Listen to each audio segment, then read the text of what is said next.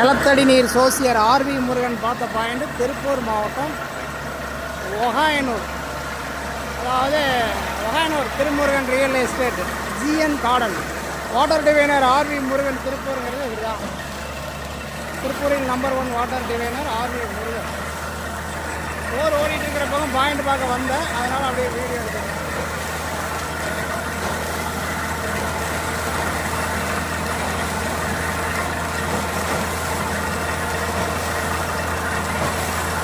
பார்த்தீங்கன்னா ஒரு 3-4 தண்ணி வரும். வாட்டர் டிவைனர் ஆர்வி முருகன்கிறது இவர் தான்.